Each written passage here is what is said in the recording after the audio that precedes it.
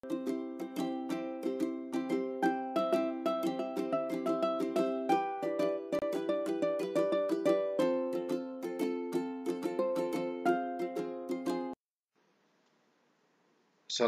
warahmatullahi wabarakatuh. Salam sejahtera, Om Swastiastu, salam budaya. Rekan guru sebangsa dan setanah air, pada kesempatan kali ini saya akan menampilkan yakni aksi nyata modul 1.4. Pada aksi nyata saya kali ini akan saya mulai dengan aksi nyata yakni budaya positif tentang keyakinan kelas.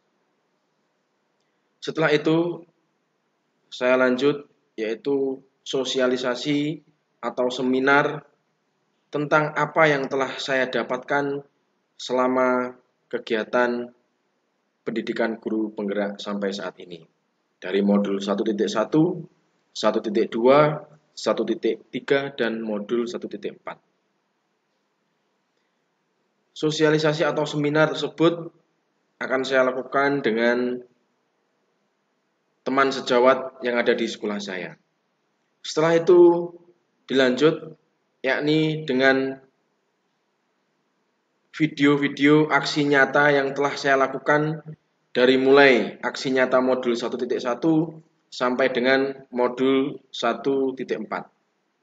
Setelah itu akan dilanjut yaitu diskusi dan tanya jawab saya dengan rekan sejawat yang ada di sekolah saya.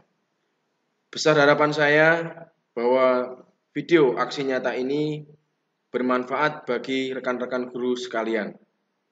Dan semoga kita selalu diberi kesehatan dan juga kekuatan untuk mengantar murid kita menjadi jembatan murid kita menggapai kesuksesan. Selamat menyaksikan. Sekian. Assalamualaikum warahmatullahi wabarakatuh.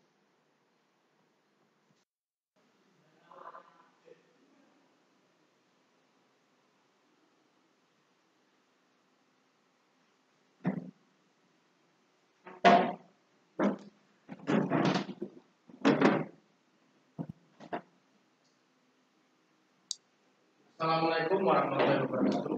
Waalaikumsalam warahmatullahi wabarakatuh. Selamat siang anak-anak. Ya. Baik, untuk siang ini kita akan memulai pembelajaran praktikum di dalam laboratorium.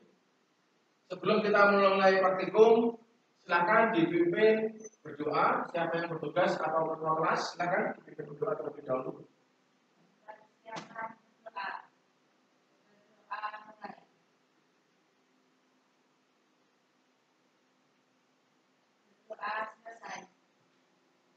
Baik, terima kasih.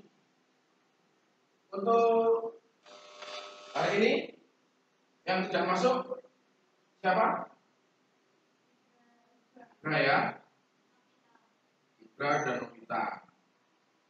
A, I apa S? Oh, Ibra tanpa keterangan ya. Sedangkan Novita? Oke. Ini saya amati kok kelihatannya lemas semua ini ya. Apa karena ini kita praktikum jam terakhir, jam-jam siang? Oke, sebelum kita mulai praktikum, untuk menambah semangat, coba sekarang kita melakukan SBG. Nah ini Pak Angga punya satu SBG. Nanti kita joget bersama-sama, joget TikTok ya, yang lagi viral ini. Nanti kita joget bareng-bareng mengikuti gerakan yang ada di layar. Oke, siap ya? Supaya kita tidak ngantuk dan lebih bersemangat. Coba semua bisa berdiri. Nanti ikuti gerakan yang ada di depan. Oke. Siapa? Semua gerak ya. Bapak akan dulu, pinggul, tangan dulu. dulu, layak dulu, pinggul. Kepakkan dulu, tangan dulu, pinggul. Ya, kepakkan dulu, tangan dulu, pinggul. Kepakkan dulu. Oh, bilangnya. Oke, cukup ya. Bagaimana? Sudah tidak ngantuk kan? Silakan duduk lagi. Nah, ini saya lihat sudah mulai semangat ya. Karena kita hari ini yaitu adalah pertama kali praktikum di dalam laboratorium. Nah, sebelum kita mulai, kita bentuk yaitu kesepakatan kelas. Ya, yang jelas karena kita sedang melakukan praktikum di laboratorium, yaitu kelas kita kelas di dalam laboratorium. Nah, apa itu kesepakatan kelas? Nah, atau keyakinan kelas? Keyakinan kelas itu yaitu adalah suatu keyakinan kalian yang nanti bisa membuat kalian nyaman di kelas, yang nanti disepakati bersama dan itu bisa membuat proses belajar mengajar di lab menjadi kondusif. Nah, itu apa aja, Pak? Nah, itu nanti saya kembalikan kepada kalian. Apa aja sih nanti yang akan kita buat tentang keyakinan kelas ini? Contoh, misalkan karena ini di dalam lab dan hubungannya dengan listrik, nah, mungkin kesepakatan apa itu keyakinan kelas kita ketika di dalam lab tidak boleh membawa minuman. Karena apa? Dikhawatirkan kalau minumannya itu terjatuh, terkena listrik, konslet. Selain itu, agar supaya nyaman, mungkin harus menjaga kebersihan. Agar tidak mengganggu kawan yang lain, handphone di silent, dan lain sebagainya. Terserah kalian. Pengennya keyakinan kelas itu seperti apa, kalian yang menentukan. Paham ya? Nah, ini nanti saya akan bagikan yaitu kertas ya. Ini nanti saya bagikan pada kalian, tidak usah diberi nama. Kalian tulis keyakinan kelas apa yang menurut kalian dibutuhkan saat kita melakukan praktikum di laboratorium. Terserah. Ya. Misalkan Brahana punya keinginan ketika di lab boleh sambil lihat YouTube misalkan, karena kan ada jaringan internet ya. Nah, tidak apa-apa, tulis saja, nanti kita putuskan bersama-sama sambil kita berdiskusi. Nah, nanti akan terbentuk yaitu keyakinan kelas apa saja yang kita sepakati bersama. Paham ya dari sini ya? Oke, kalau paham sekarang ini saya bagikan satu persatu. Silahkan diambil di sini di depan. Ini Gabriel, silahkan diambil. Ayo silakan lanjut lainnya. Diambil di sini. Pak Iwan, kamu tulis di situ ya.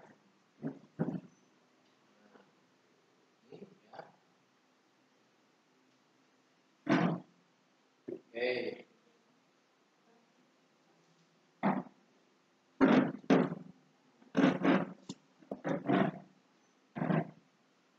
Silakan bisa langsung ditulis untuk keyakinan kelasnya. Tidak usah mencontek ya, karena ini adalah apa? Ide kalian, gagasan kalian, keyakinan kalian masing-masing. Ya. Nanti kalau sudah ditempel di depan ya, satu-satu maju ke depan, tempel di sini. Nanti supaya ketika kalian masuk ke lab bisa terbaca semua di depan.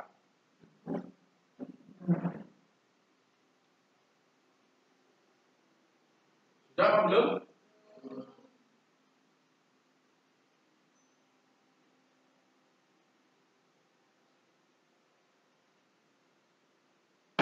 Oke, jika sudah silakan ditempel di depan.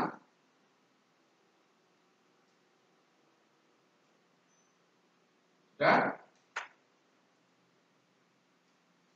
Oke, Gabriel, silakan. Sampel di depan.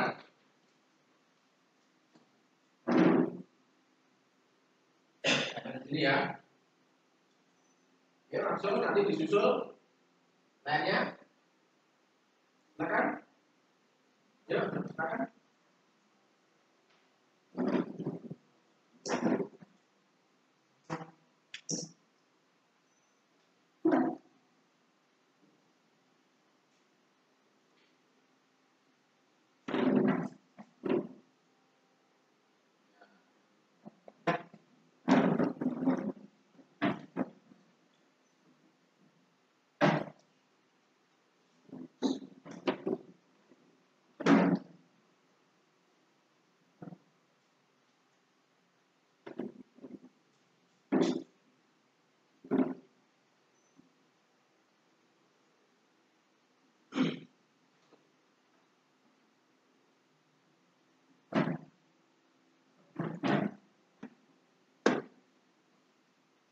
Oke, sudah semua ya.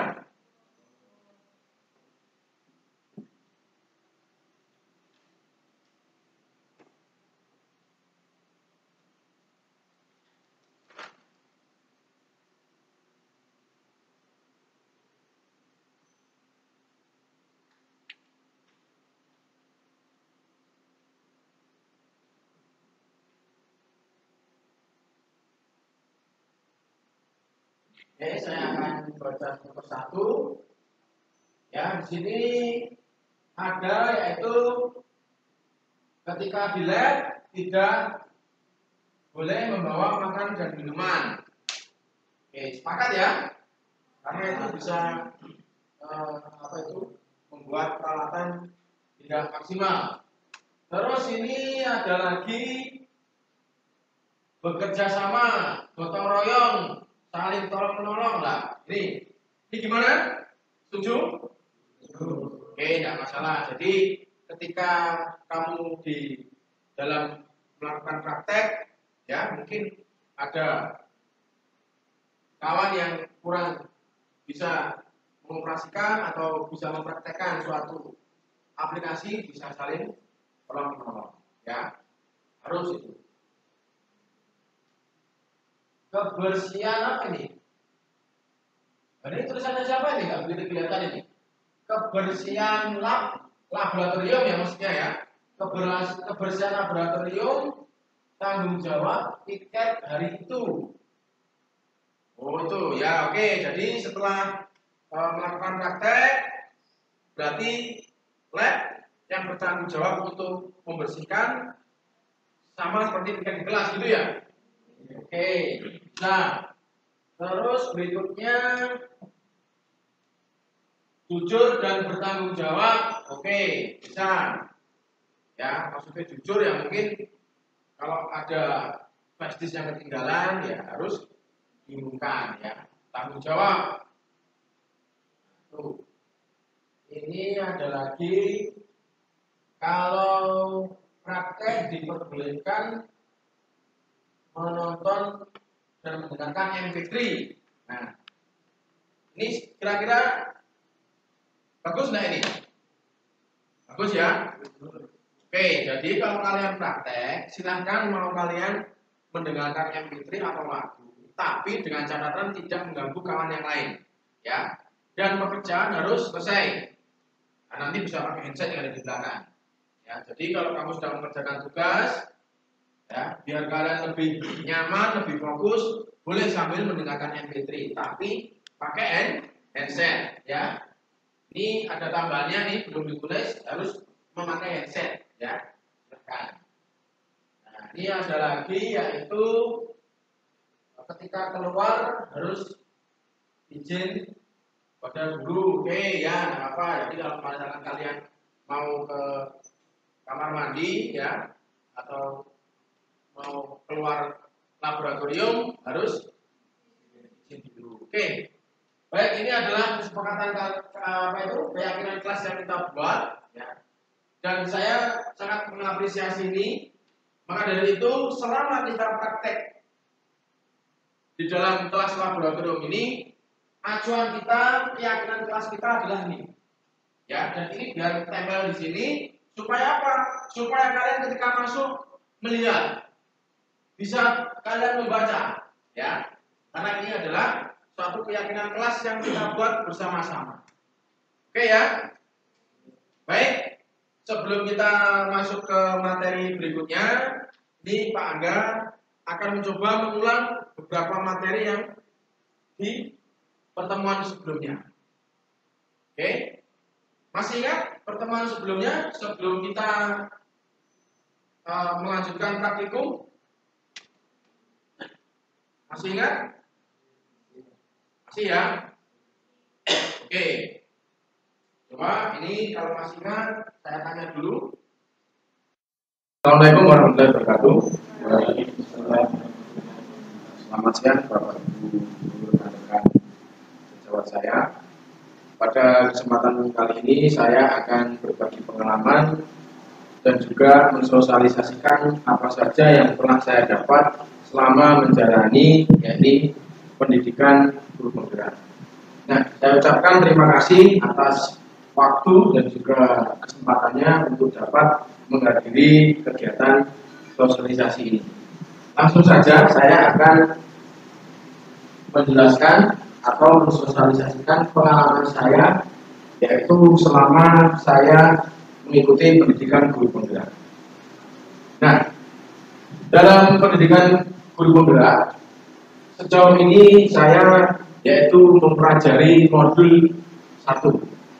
Nah, dalam modul 1 ada beberapa poin, yaitu tentang filosofi Ki Hajar Dewantara, nilai dan peran guru penggerak, visi guru penggerak, dan budaya positif. Nah, dari keterkaitan tema-tema di atas, sangat keterkaitannya dengan yaitu profil pelajar Pancasila. Dari semua tema-tema yang ada di depan, itu mengacu pada profil pelajar Pancasila. Nah, sekarang kita akan memasuki yaitu filosofi Ki Hajar Dewantara. Filosofi Ki Hajar Dewantara, pendidikan diartikan sebagai tuntutan dalam hidup tumbuhnya anak, menuntun serta pada anak untuk melakukan dapat mencapai keselamatan dan kebahagiaan yang setinggi-tingginya. Nah, kita tahu bahwa sejarah pendidikan kita pada zaman kolonial hingga zaman sekarang sangat signifikan. Kalau zaman dulu kita yaitu hanya untuk golongan-golongan tertentu, namun sekarang pendidikan sudah bisa dirasakan oleh semua kalangan. Nah, selain pemikiran Ki Hajar Dewantara yaitu adalah pengajaran yang berambah terhadap murid sesuai dengan kodrat alam dan kodrat zaman, sehingga guru harus mengetahui dunia siswa dan juga perkembangan zaman yang telah berlangsung. Jadi maksud dari melihat dari kodrat zaman, kita harus melihat bahwa zaman sekarang adalah zaman era digital, era teknologi. Jadi kita mengajar harus selalu mengkaitkan materi kita dengan teknologi. Nah, apa saja aksi nyata atau pelaksanaan real di lapangan tentang kodrat zaman dan kodrat siswa itu, nanti akan kita bahas lebih lanjut. Nah, ini adalah beberapa aksi nyata tentang pemikiran Ki Hajar Dewantara. Pendidikan yang berpihak kepada murid, ya ini kita bagaimana proses belajar mengajar kita itu bisa menyenangkan. Salah satunya ini yaitu adalah pengajaran di luar kelas. Ada banyak sekali yang berpihak kepada murid. Misalkan ketika kita mengajar, kita melakukan ice breaking dengan yaitu memutar lagu-lagu yang sedang viral, atau kita di TikTok, atau kita bernyanyi bersama. Nah, selagi itu bisa membuat siswa nyaman, itu juga membuat siswa lebih bersemangat dan lebih fresh. Nah, ini adalah pendidikan yang berpihak kepada murid. Jadi kita selaku guru betul-betul harus keluar dari zona nyaman kita untuk menjadi seorang murid, menjadi zamannya murid, sehingga kita bisa melakukan proses belajar mengajar dengan baik, siswa nyaman dan siswa menganggap kita tidak hanya sebagai guru tapi juga sebagai teman. Nah, berikutnya yaitu untuk pemikiran Ki Hajar Dewantara, yaitu yang siswa yang mempunyai adab dan budi luhur. Nah, itu bisa kita lakukan dan di sekolah kita sudah lakukan, yaitu ketika berjabatan tangan sebelum masuk ke kelas, sholat berjamaah dan lain sebagainya. Nah, aksi nyata pendapat kajian berikutnya yaitu pendidikan harus sesuai kodrat zaman. Nah, aksi nyata yang bisa kita lakukan yaitu kita mengajar dengan mengkaitkan yaitu adalah teknologi.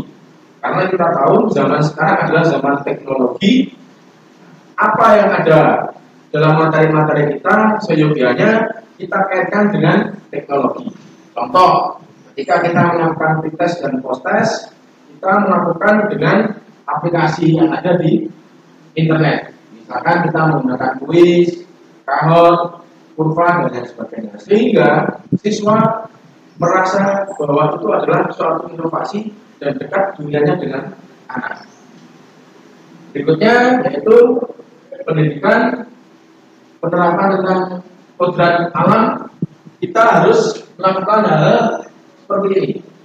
Nah, ini aksi nyata dari pemikiran Ki Hajar Dewantara, yaitu kita melakukan pendekatan terhadap anak dengan salah satunya seperti yang sudah saya katakan tadi, kita harus masuk ke dunia anak tersebut.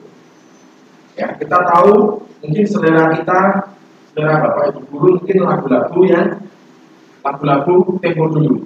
Namun selera anak sekarang yaitu lagu-lagu tempo yang zaman sekarang.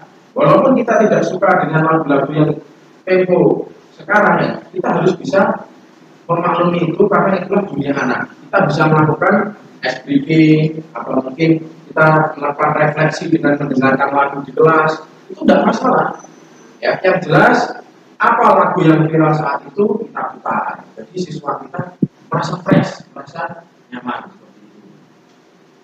Nah, berikutnya yaitu adalah peran dan nilai guru penggerak. Jadi seorang guru penggerak harus mempunyai nilai dan juga mempunyai peran. Baik itu nilai di dalam diri sendiri maupun nilai yang akan diberikan kepada anak. Baik peran pada diri sendiri dan juga peran yang nanti akan dilakukan oleh anak. Nah, nilai-nilai guru penggerak antara lain yaitu mandiri, reflektif, kolaboratif, inovasi, dan berpihak kepada murid. Nah, sedangkan peran guru penggerak yaitu adalah menjadi pemimpin pembelajaran. Bagi guru lain, mendorong kolaborasi antar guru, menggerakkan komunitas praktisi, mewujudkan kepemimpinan murid. Nah, jadi guru penggerak harus bisa berperan sebagai itu tadi. Nah, apa saja aksi nyata yang sudah saya lakukan dan apa saja yang perlu kita lakukan untuk menjadi seorang guru penggerak dengan peran-peran tersebut? Nah, ini mandiri, tidak bergantung pada orang lain, bisa menyelesaikan tugas-tugas dengan baik. Nah, kita selalu guru penggerak harus bisa mandiri, tidak tergantung dengan orang lain. Selain itu, kita juga harus memupuk kemandirian kepada siswa kita. Dengan cara apa? Dengan cara membuat suatu pretest dan post-test secara online. Nah, otomatis siswa tidak bisa mengandalkan temannya karena apa yang kita berikan di tes kita yaitu secara online. Nah, seperti itu. Nah, selain itu kita juga harus memberikan stimulus siswa dengan hal-hal yang positif agar siswa terus terangsang untuk lebih mandiri. Nah, berikutnya yaitu reflektif. Melakukan refleksi terhadap praktek mengajar, mengevaluasi kelebihan dan kekurangan dalam mengajar, meminta umpan balik dari guru dan murid. Jadi kita harus reflektif. Ya, kita bisa dengan melakukan suatu umpan balik. Kita harus legowo ketika kita ada siswa yang misalkan mengeluh dengan mungkin cara mengajar kita atau ada masukan dari rekan sejawat kita harus menerima dengan legowo. Nah, berikutnya yaitu adalah kolaboratif, yaitu mampu bekerja sama dengan orang lain. Jadi kita selaku guru penggerak harus bisa berkolaboratif dan juga kita harus bisa mendidik siswa kita untuk berkolaboratif. Contohnya dengan apa? Nah, contohnya mungkin dengan salah satunya yaitu ketika kita mengajar, kita membentuk suatu kelompok-kelompok, penugasan secara kelompok. Dan kita usahakan ketika pemilihan kelompok itu tidak kita yang menunjuk atau siswa yang menunjuk. Kita bisa menerapkan juga teknologi dengan cara mengacak melalui aplikasi. Jadi siswa secara acak dia akan tahu kelompoknya siapa, sehingga siswa tidak bisa memilih kelompoknya, kita juga tidak bisa memilihnya. Hal itu yang mendorong siswa untuk bisa berkolaborasi dengan teman yang lain. Nah, berikutnya yaitu adalah inovatif, mempunyai ide-ide baru untuk merealisasikan pembelajaran. Nah, contohnya dengan apa? Ya, dengan penerapan teknologi tadi. Contoh, misalkan kita mengajar dengan menggunakan PowerPoint, dengan Canva, dengan Slido, dan lain sebagainya. Jadi ketika kita melakukan proses belajar mengajar, kita selalu inovatif. Siswa pun juga seperti itu. Otomatis siswa juga akan terangsang untuk melakukan inovasi-inovasi terbaru ketika kita berikan tugas. Berikutnya yaitu adalah berpihak kepada murid, seperti yang saya katakan di depan. Apa yang ada sekarang, yang viral sekarang, dunia anak kita harus tahu, sehingga kita selain menjadi guru, kita juga bisa menjadi teman kepada anak. Nah, menjadi coach guru lain. Nah, kita selaku guru penggerak, kita harus bisa menjadi coach atau pemimpin. Dan saya yakin semua Bapak Ibu guru sudah dapat melakukan hal tersebut. Misalkan seperti kemarin Pak Amod menjadi koordinator P5. Nah, itu ketika Pak Amod menjadi koordinator P5, otomatis Pak Amod sudah menerapkan yaitu salah satu peran guru penggerak, yaitu menjadi coach bagi guru lain. Misalkan Guru Dina sebagai ketua BKK juga, beliau juga bisa secara tidak langsung menjadi coach bagi guru lain. Jadi seperti itu. Berikutnya yaitu mendorong kolaborasi antar guru. Jadi kita selaku guru penggerak harus bisa mendorong kolaborasi antar guru. Dengan cara apa?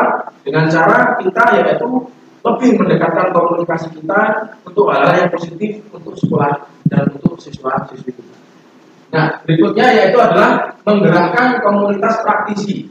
Nah, komunitas praktisi yang paling kecil di sekolah yaitu mungkin komunitas antar guru yang ada di sekolah, komunitas wali kelas, dan lain sebagainya.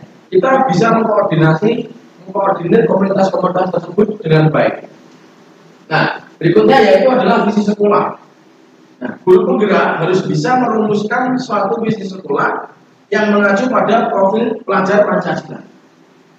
Nah, kita tahu bahwa profil pelajar Pancasila antara lain beriman, bertakwa kepada Tuhan Yang Maha Esa, dan berakhlak mulia. Ya. Selain itu, mandiri, bergotong royong, berkebinekaan global, bernalar kritis, dan kreatif. Nah, dengan profil pelajar Pancasila ini, guru penggerak harus bisa merumuskan visi yang mengedepankan yaitu profil pelajar Pancasila. Nah, visi yang telah saya buat yaitu mewujudkan generasi yang religius, inovatif, dan mampu bersaing di dunia kerja. Karena kita tahu sekolah kita adalah SMK, dan tujuan utama kita yaitu adalah mempersiapkan siswa didik kita untuk bersaing di dunia kerja dengan akhlak yang baik. Nah, dari misi tersebut, religius yaitu penggambaran profil pelajar Pancasila dimensi beriman, bertakwa kepada Tuhan Yang Maha Esa, dan berakhlak mulia.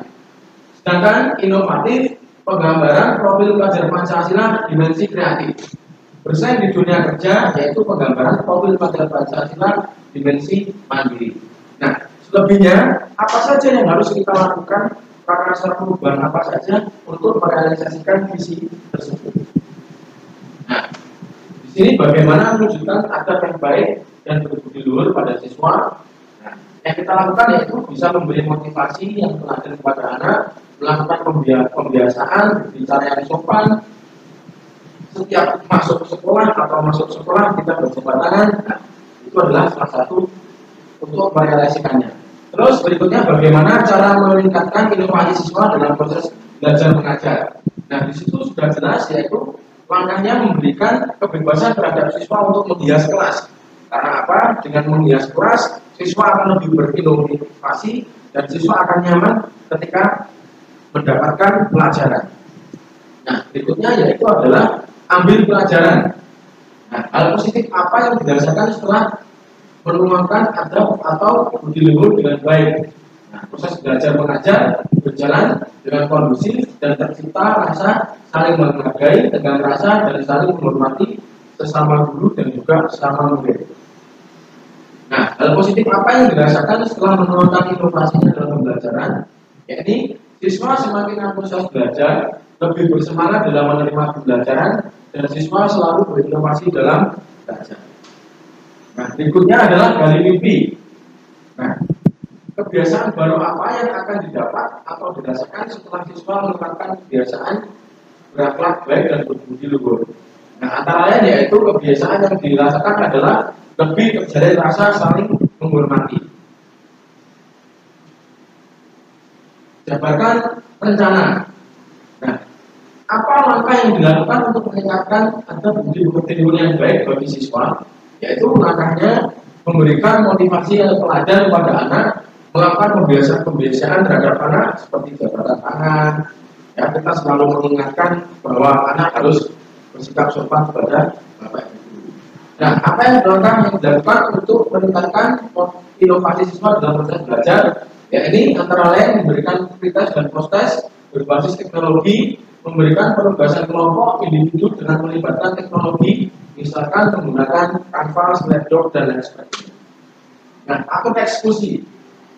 Yang terakhir yaitu adalah atur eksekusi. Ya, ini siapa saja yang terlibat dalam kita membuat visi misi. Nah, yang terlibat yaitu adalah semua guru, kepala sekolah, dan stakeholder. Selain itu juga bagaimana tindak lanjut setelah program tersebut terrencana. Nah, kita harus membuat tindak lanjut. Kita merefleksi, kita mengevaluasi prakarsa perubahan apa untuk mencapai visi misi yang telah saya buat atau kita sepakati tadi.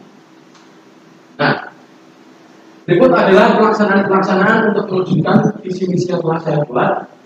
Nah, mewujudkan generasi yang religius, ya, kita sudah lakukan itu, yaitu kita berjabatan saat masuk sekolah, mengadakan jadwal adzan dan juga mengadakan jam tambahan khusus untuk siswa yang non-muslim dengan menghubungi tempat ibadah siswa tersebut. Berikutnya yaitu inovatif. Nah, untuk mensukseskan visi kita yaitu inovatif, kita bisa melakukan aksi nyata yang sudah kita lakukan, yaitu memberikan kebebasan siswa untuk menghias kelas. Berikutnya melakukan aktivitas dan proses berbasis teknologi. Yang ketiga memberikan penugasan individu kelompok dan melibatkan teknologi yang up to date. Mampu bersaing di dunia kerja. Nah, mampu bersaing di dunia kerja, kita bisa merealisasikannya dengan aksi nyata, yaitu membiasakan di setiap pembelajaran mengedepankan impact, yaitu teknologi, pedagogi, art, sains, konten, dan penulis. Yang kedua yaitu melaksanakan praktikum kejuruan dengan pola pengajaran berbasis proyek, sehingga di setiap kompetensi kejuruan siswa membuat proyek yang up to date. Dengan hal tersebut siswa selalu berjalan dengan perkembangan zaman, dan itu bisa menstimulus siswa untuk bersaing di dunia kerja. Nah, berikutnya yang terakhir yaitu adalah budaya positif. Nah, budaya positif, kita harus menciptakan budaya positif di lingkungan sekolah, antara lain keyakinan kelas, kebutuhan dasar, posisi kontrol, disiplin positif, perubahan paradigma belajar, dan segitiga restitusi. Nah, budaya positif penerapan segitiga restitusi di sekolah. Segitiga restitusi adalah proses menciptakan kondisi bagi murid untuk memperbaiki kesalahan mereka sehingga mereka bisa kembali pada kelompok mereka dengan karakter yang kuat. Restitusi bukan menebus kesalahan. Restitusi adalah sebuah tawaran dan bukan paksaan. Restitusi fokus pada solusi dan dapat mengembalikan murid yang berbuat salah pada kelompoknya. Nah, berikutnya yaitu adalah keyakinan kelas. Keyakinan kelas adalah suatu kesepakatan bersama yang disepakati di kelas atas ide dan gagasan siswa agar terwujud suatu proses belajar mengajar yang kondusif. Seperti yang sudah saya tempel di depan ini adalah beberapa keyakinan kelas dari siswa. Ada yang ini ketika masuk ke laboratorium tidak diperbolehkan membawa minum, yang harus saling membantu dan lain sebagainya. Ini adalah salah satu bentuk aksi nyata dari keyakinan kelas yang telah dibuat. Dan berikutnya yaitu adalah kebutuhan dasar manusia. Setiap kesadaran seseorang adalah bentuk memenuhi kebutuhan dasar, yaitu bertahan hidup, kasih, sayang, kebebasan, kesenangan, dan penguasaan. Nah, berikutnya adalah yaitu posisi kontrol. Posisi kontrol ini meliputi penghukum, pembuat rasa bersalah, teman, pemantau, dan manajer. Jadi kita selaku guru penggerak harus bisa memposisikan sebagai seorang penghukum, pembuat rasa bersalah, menjadi teman, pemantau, dan seorang manajer. Seperti itu. Mungkin itu dari modul 1, tema 1 sampai 4 yang bisa saya sampaikan.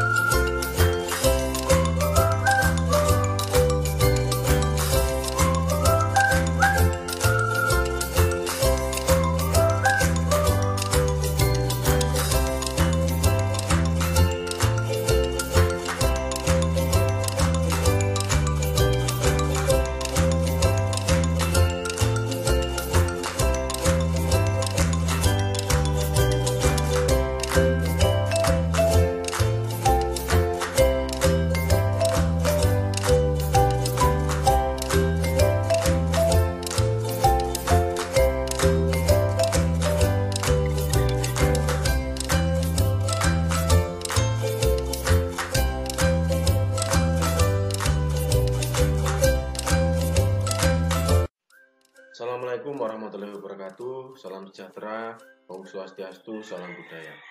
Perkenalkan, nama saya Angga Rikmawan, Pendidikan Guru Penggerak Angkatan 7, kelas Ponorogo 9. Rekan-rekan guru, sebangsa dan setanah air, pada kesempatan kali ini saya akan memaparkan aksi nyata saya terkait nilai dan peran seorang guru penggerak. Nilai-nilai guru penggerak yakni adalah mandiri, reflektif, kolaboratif, inovatif, dan berpihak kepada murid. Sedangkan peran dari guru penggerak adalah menjadi pemimpin pembelajaran, kok bagi guru lain, mendorong kolaborasi antar guru, menggerakkan komunitas partisi, serta mewujudkan kepemimpinan murid. Nilai yang pertama yakni mandiri. Aksi nyata yang sudah saya lakukan yakni melakukan pretest dan post-test menggunakan aplikasi berbasis teknologi, misalkan Kahoot, Google Form, dan lain sebagainya. Serta saya memberikan pertanyaan pematik menggunakan aplikasi berbasis informatika, yakni menggunakan Padlet, Wordpad, dan lain sebagainya, sehingga siswa mandiri mengerjakan pretest serta pertanyaan pematik. Berikutnya yaitu adalah reflektif. Aksi nyata yang sudah saya lakukan yakni adalah mengadakan evaluasi berbasis IT, misalkan dengan diskusi secara online menggunakan aplikasi Wizard, Padlet, dan lain sebagainya, sehingga siswa bisa melakukan evaluasi dengan mengakses HP mereka masing-masing. Berikutnya yaitu adalah kolaboratif. Aksi nyata yang sudah saya lakukan yakni adalah membentuk diskusi atau penugasan kelompok secara acak menggunakan aplikasi Wheel of Name, sehingga siswa siap kapan saja dan dengan siapa saja berkolaborasi dengan kelompoknya masing-masing. Berikutnya yakni adalah inovatif. Aksi nyata yang sudah saya lakukan yaitu mengajar menggunakan papan tulis online sehingga tampilan lebih interaktif dan menarik. Berikutnya yakni melakukan ice breaking berbasis teknologi. Selebihnya saya juga memberikan penugasan siswa untuk presentasi menggunakan aplikasi berbasis IT, misalkan Wizard.me, Canva, Slido, dan lain sebagainya. Berikutnya yakni berpihak kepada murid. Aksi nyata yang sudah saya lakukan, saya melakukan pendekatan terhadap murid sesuai dengan dunia mereka. Misalkan ketika saya melakukan ice breaking, saya menggunakan hal-hal yang erat dengan dunia mereka, misalkan dengan berjoget TikTok dan lain sebagainya. Serta saya juga sesekali melakukan sapaan dengan sebutan-sebutan yang viral di saat ini. Selain nilai-nilai, peran guru penggerak yang sudah saya lakukan yaitu menjadi cook bagi guru lain. Aksi nyata tersebut sudah saya lakukan yakni memberikan pelatihan Bapak dan Ibu guru tentang pembelajaran daring menggunakan Google Meet, Zoom, Google Classroom, dan lain sebagainya. Serta saya memberikan pelatihan input soal, kunci jawab, input nilai rapot, dan lain sebagainya. Berikutnya yakni adalah mendorong kolaborasi antar guru. Saya juga berperan aktif berkolaborasi dengan guru lain, baik terkait evaluasi pembelajaran yang saya lakukan atau kaitan materi yang saya ampu dengan materi yang Bapak Ibu guru ampu, sehingga proses belajar mengajar bisa berjalan secara lancar. Bapak Ibu guru antara satu sama lain juga kompak dalam proses belajar mengajar. Berikutnya yakni adalah menggerakkan komunitas praktisi.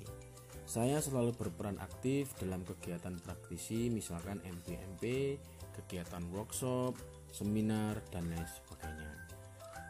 Saya selalu memberi dukungan terhadap rekan-rekan yang ada di MPMP untuk mengikuti atau menjadi seorang guru penggerak dan menjadi guru yang hebat agar bisa menjadi jembatan siswa meraih cita-cita. Itu tadi aksi nyata, nilai dan peran guru penggerak yang sudah saya lakukan. Semoga kita selaku sebagai guru selalu diberi kesehatan, diberi kekuatan untuk bisa mengantarkan siswa-siswi kita menjadi jembatan untuk meraih cita-cita mereka. Terima kasih. Assalamualaikum warahmatullahi wabarakatuh.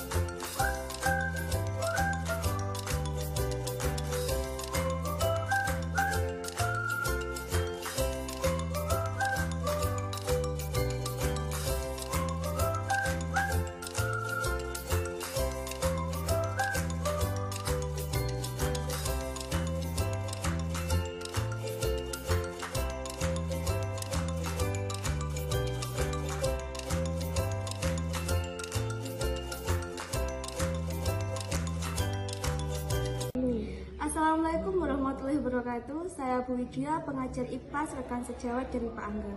Saya mengucapkan selamat kepada Pak Angga yang telah menyelesaikan aksi nyatanya dalam penerapan prakarsa perubahan diri yang telah dibuat. Menurut saya, Pak Angga ini adalah seorang pribadi yang menyenangkan, kreatif, inovatif, dan juga baik. Adapun penerapan prakarsa perubahan diri yang dibuat oleh Pak Angga ini, itu memiliki dampak positif bagi siswa dan juga sekolah. Yang mana dengan adanya pengajaran dan pembiasaan yang telah dilakukan, saya yakin ini dapat mewujudkan siswa yang sesuai dengan profil belajar Pancasila. Nah, harapan saya, semoga pembiasaan ini bisa terus dilakukan agar dapat mewujudkan visi yang telah beliau buat, yaitu mewujudkan generasi yang religius, inovatif, dan mampu bersaing di dunia kerja. Terima kasih. Wassalamualaikum warahmatullahi wabarakatuh. Perkenalkan, nama saya Gabriel, saya murid dari Pak Angga dari kelas 12 Multimedia. Ketika pembelajarannya Pak Angga sangat menyenangkan dan memotivasi saya untuk membuat inovasi baru.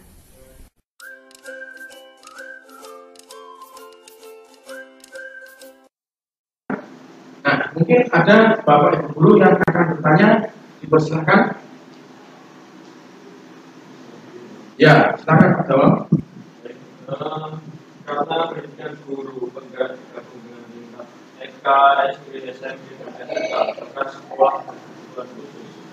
Pertanyaan saya, bagaimana cara menggali potensi siswa yang bila mana siswa itu kita tanya hanya bisa tersinggung dan susah untuk menjawab saat mereka adalah salah satu siswa yang berkebutuhan khusus, misalkan di sekolah SMP. Bagaimana menurut Bapak menyikapi hal tersebut? Memang betul, selama pendidikan guru penggerak ini digabung jadi satu. Ada yang dari SD, SMP, SMA, bahkan SLB.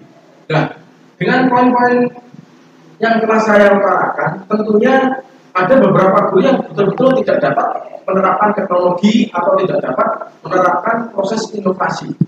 Contohnya seperti yang Pak Dawang tanyakan, bagaimana penerapannya ketika kita mengajar anak SLB atau anak yang berkebutuhan khusus.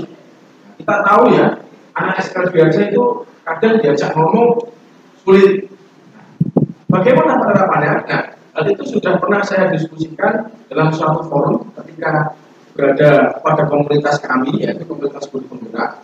Nah, mayoritas memang guru-guru di SLB itu saya salut karena beliau yang ada di sana itu sabar-sabar. Nah, inovasi yang dimaksud atau keberpihakan kepada murid yang dimaksud oleh Ki Hajar Dewantara, itu kita selaku guru harus bisa memposisikan diri. Ketika kita mengajar siswa yang normal, apa yang harus kita lakukan? Ketika kita mengajar siswa yang berkebutuhan khusus atau siswa SLB, apa yang harus kita lakukan? Dengan itu kita jadi tahu pola ukur yang tepat. Contoh, siswa SLB itu dia bisa memakai sepatu saja sudah sangat bagus. Jadi salah satu bentuk pendekatan terhadap siswa tidak usah muluk-muluk, cukup anak itu bagaimana ketika dia berangkat sekolah bisa memakai sepatu. Nah, itu adalah contoh satu penerapan peran guru penggerak bahwa kita bisa berpihak kepada murid. Kita tahu kondisi murid kita. Otomatis hal tersebut tidak bisa kita terapkan pada ketika kita mengajar siswa yang normal.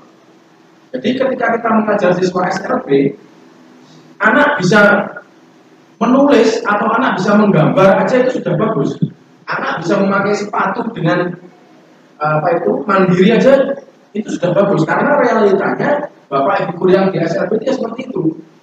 Ketika istirahat itu banyak sekali anak SLB yang melepas sepatunya, memakainya banyak yang tidak bisa. Nah, peran guru SLB cukup dengan sabar melatih siswa itu memakai sepatu aja sudah baik. Jadi untuk guru penggerak, jadi guru harus betul-betul tahu bagaimana siswa yang kita ajar. Kembali lagi ke kodrat anak tersebut. Jadi kita tidak bisa menyamakan anak-anak itu sama rata. Kita harus tahu kalau anak ini kemampuannya segini. Jadi apa yang harus kita lakukan? Mungkin itu Pak dalam jawaban dari saya ya. Mungkin ada yang tanya lagi Pak dalam? Terima kasih Pak. Baik, mungkin Bapak Ibu yang lain? Oke, monggo Bu Atika. Saya ingin bertanya, apa itu inquiry apresiatif? Nah, inquiry apresiatif. Inquiry apresiatif itu kita harus bisa menggali potensi anak. Contoh, ketika kita mengajar siswa normal, ya, kita harus tahu potensinya dia apa. Pasti Bapak Ibu sudah paham potensi anak itu mempunyai potensi yang berbeda-beda. Ketika kita mengajar anak SRB, kita harus tahu potensi dia apa. Nggak mungkin anak SRB untuk menulis atau menggambar yang bagus, itu sudah nggak mungkin. Nah, potensinya apa? Kalau hanya bisanya menggambar benang ruwet, ya nggak masalah.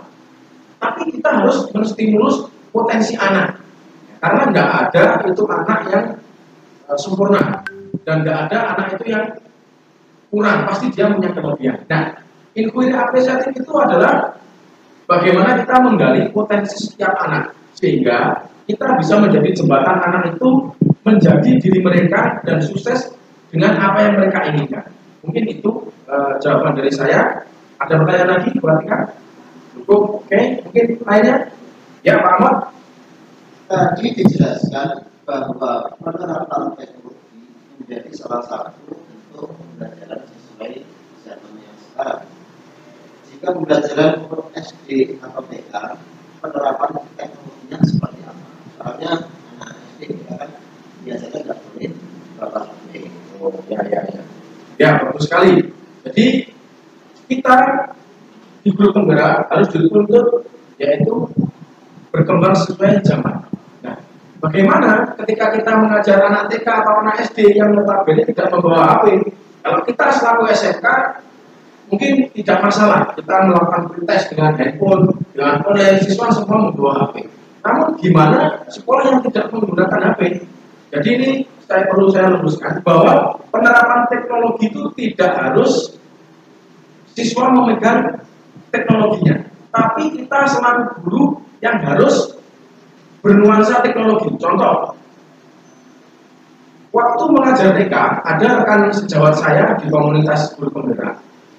Dulu ketika mengajak anak-anak bernyanyi, itu secara manual. Contoh, ayo kita bernyanyi lagu Indonesia Raya.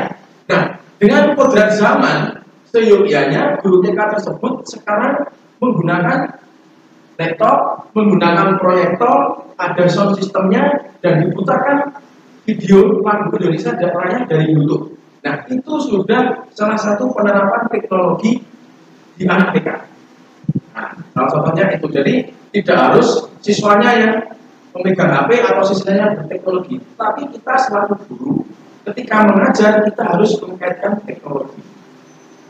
Ada lagi mungkin anak SD ya, karena anak SD tidak membawa handphone, kita selaku guru malam bisa mengontrol siswa kita belajar apa tidak dengan lihat ke orang tuanya untuk memfoto saat belajar dan lain sebagainya. Itu adalah salah satu penerapan teknologi. Jadi penerapan teknologi itu bisa dilakukan di SD, TK, SMP maupun SMK. Karena apa? Yang dituntut untuk penerapan teknologi yaitu adalah kita selaku bapak ibu guru ketika memberikan pengajaran yang bernuansa teknologi. Mungkin itu yang bisa saya jawab, Pak Ahmad. Ada yang ditanyakan lagi? Ada? Jika tidak ada yang ditanyakan, mungkin cukup itu pengalaman dan informasi tentang guru penggerak dan ilmu yang sudah saya dapat. Harapan saya nanti bapak ibu guru yang ada di sini juga menjadi seorang guru penggerak, guru hebat yang nantinya kita bisa menjadi jembatan anak untuk meraih prestasi. Mungkin itu saja. Assalamualaikum warahmatullahi wabarakatuh.